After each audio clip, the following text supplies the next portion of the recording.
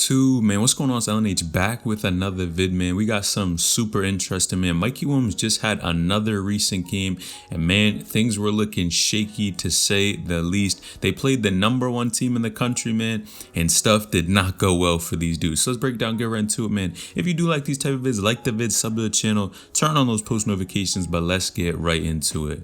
Now, if you guys have not seen, man, of course, Mikey is starting this new season with vertical prep. He just had his first game the other day where he actually did pretty well, scored around 20 points, but his teammate, you guys keep hearing him, Trey Parker, aka Quay Parker's brother. A lot of you guys remember, or if you've been around the basketball scene for a minute, he was another dude who had a ton of clout. But the real big question everyone was wondering was, how was this dude going to perform against the #1 team in the country? We've seen him play the Amani Bates, a number of other really talented squads, but we haven't seen a team like this, and this was a huge test for him that ended up super surprising.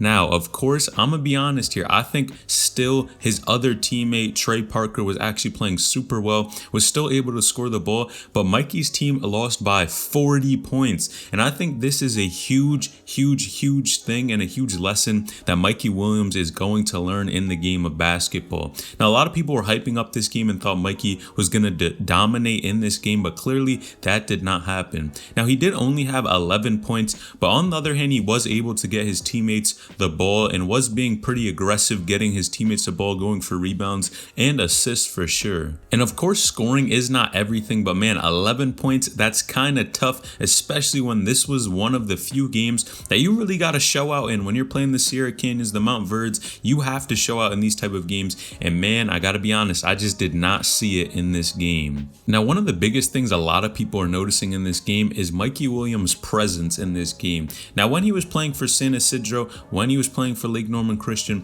there was a different type of presence that he had on the basketball court, where honestly these entire big games were focused around him and his shots. He was usually always the one that was putting up the most shots, and man, the cameras were really loving him. But after going to this better team, playing of course against better competition and with better guys on your squad, I gotta say I really didn't see the same type of presence where Mikey Williams was that guy on the court, but it was definitely distributed. And man, the entire Mount Verde team actually looked like they were those guys, because they were going crazy and had huge presence on the court. I think Mount Verde's team is honestly unmatched compared to any other teams in the country. With their height, athleticism, they were just overall way more dominant than Mikey Williams' squad. Now, some people are even pointing to the fact that Mikey Williams may have actually peaked in 1, height, and 2, talent. And I gotta say, that's tough. People have been saying this narrative for a minute now, but again, I still don't believe this is true. Just because you play against the #1 team in the country, don't have the best game, drop 11 points, which is decent. It's really not the best, of course, for him and what he's contributed and what we've seen him do on the basketball court previously. I really don't think he's peaked. Maybe if you want to say height, that's something more to do with genetics, but I think if he continues to work on his game, he's just going to get overall better. And of course, playing against these teams is giving him a huge lesson. Now, Mikey coming into this game, who is he? He's the big dog, has the most clout, probably, or one of the most popular players in high school basketball, and was really changing the game. But when you go into a game like this, you pretty much don't play that well, and your team gets blown out by 40. I think this is something that's gonna add more fuel to the fire, but humble you in a certain way. Now, there's not too many times where his squad has actually got blown out by this many points, but in this case, when he sees and plays against these guys and sees that there are people that are still better than him and are able to really kill his team, I think what that's gonna do for him is change his mentality, and again, add that chip to his shoulder that's going to make him want to work better. But man, a lot of people are even saying, of course, his teammate Trey Parker pretty much exposed Mikey Williams, but I saw a ton of really excellent comments,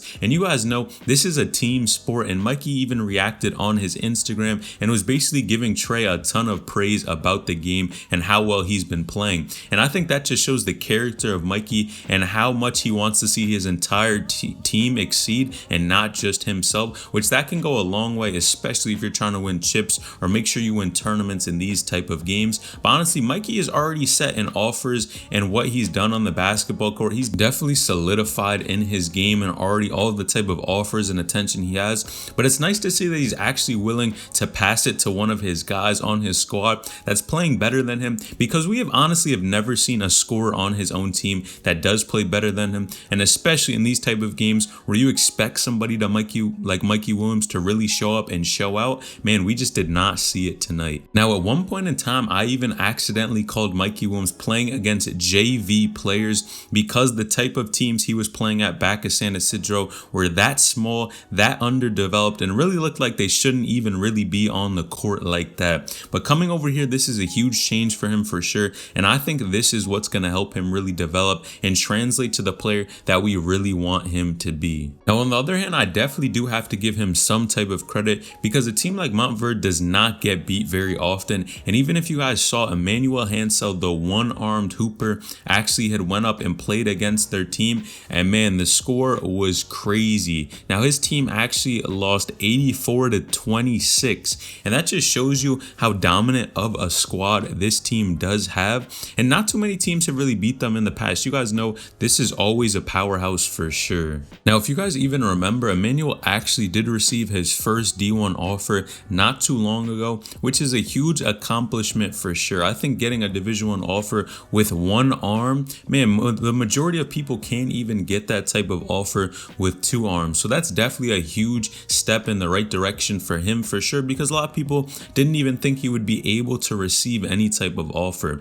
But definitely for sure, these type of games show you that there's always levels to this. And when you have people like Verde that have been doing this thing for a minute now, and they're so dominant on the court, it's tough to put them against anyone that we've seen. Mikey Williams only had 11. Emmanuel's team got killed. I think it just shows you how good and talented these hoopers are. And we really have to separate the social media hype from the talent and skill level. Now, some of the guys on Verde definitely don't have anywhere near as much social media clout, or just clout in general on the internet, where somebody like Mikey is for sure always in your face. People know what he's doing, keep up with him, has millions of followers, a TV show, and a ton of different things that really add to his presence. But at the end of the day, when it comes strictly to basketball, you clearly see, just because you're popular and you put on this persona that you get in the gym, you put in a ton of work, and he does definitely do that for sure, but you put this out there and then it happens like this, and sometimes games do not always go your way and your team will lose eventually.